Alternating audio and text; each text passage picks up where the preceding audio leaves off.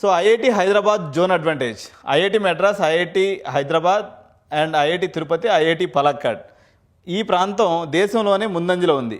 కొన్ని సంవత్సరాలలో ఇక్కడ మహిళల ప్రాతినిధ్యం 26% వరకు పెరిగింది.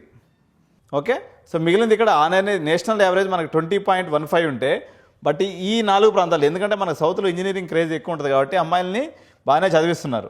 సో దాంతో అమ్మాయిల యొక్క పార్టిసిపేషన్ కూడా పెరిగి 26% వరకు ఈ 4ట్లో ఉన్నారనమాట.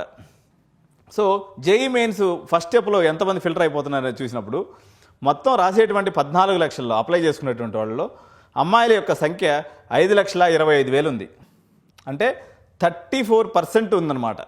1/3 అమ్మాయిలు జేఈ మెయిన్స్కి అప్లై చేసుకున్న వాళ్ళలో ఉన్నారు. మన అమ్మాయిలు ఎందరో పెద్ద కళ్ళకంటూ దరఖాస్తు చేసుకుంటున్నారు, ఆసక్తి ఉంది.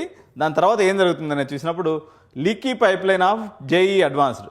సో మనకి 2.5 లక్షల మంది మొత్తం అడ్వాన్స్కి క్వాలిఫై అయితే అందులో 43,000 నుంచి 46,000 మందే ఇక్కడ 1/3 లేరు. 1/3 వేసుకుంటే మీకు 7 3 21, సో 80,000 ఉండాలి, కానీ అంతమంది కూడా లేరనమాట. సో 43,000 నుంచి 46,000 ఉంది. ఈ రేషియో 4 అబ్బాయిలకి కేవలం 1 అమ్మాయి మాత్రమే ఫైనల్ ఎగ్జామ్ రాస్తుంది. సో రాసినటువంటి 46,000 మందిలో ఎంతమందికి వస్తుంది? సో ఇక్కడ మీరు గమనించండి, 3,664, అంటే ఆల్మోస్ట్ 10%.